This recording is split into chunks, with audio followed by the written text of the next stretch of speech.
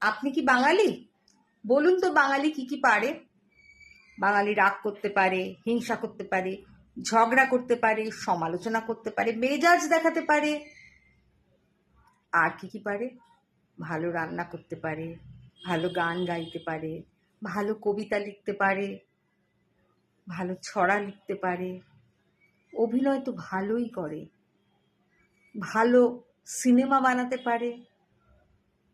বাঙালি একটা অভিমান, বাঙালি একটা অস্মিতা, বাঙালি একটা অহংকার। আর তাই যখন শুনি যে অবাঙালিরা বাঙালির ওপর অত্যাচার করে তাদেরকে বিভিন্ন রাজ্য থেকে মেরে পাঠিয়ে দিচ্ছে পশ্চিমবঙ্গে, তখন সত্যিই খুব খারাপ লাগে। বাঙালি যদি বাঙালির পাশে না দাঁড়ায় তাহলে বাঙালির ওপর অত্যাচার বেড়ে যাবে। বাঙালিকে তাদের মেরুদণ্ড সোজা রেখে সারা ভারতবর্ষে যেখানে সে থাকবে তাকে প্রতিবাদ করতে হবে, হ্যাঁ আমি বাঙালি, আমার সমস্ত পরিচয়পত্র আছে, যা আমাকে ভারত সরকার দিয়েছে বা করতে বলেছে আমি খরচা করে সেগুলো করেছি। Aadhaar card, voter card, bank card, অমুক কার্ড, তোষক কার্ড, কম তো কার্ড বানায়নি।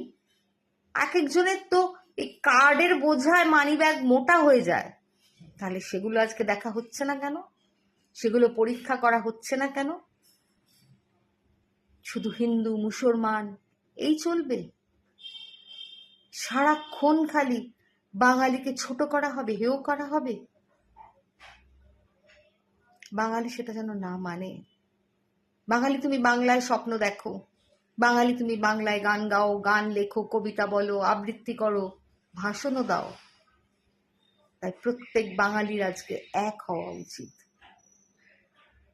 শুধু ভারতবর্ষে নয়, পশ্চিমবঙ্গেও যদি বাঙালিকে কখনো কোথাও অপমানিত হতে হয় ভাষার নিরিখে, তাহলে একজন বাঙালির অপর বাঙালির পাশে দাঁড়ানো উচিত, প্রতিবাদ জানানো উচিত।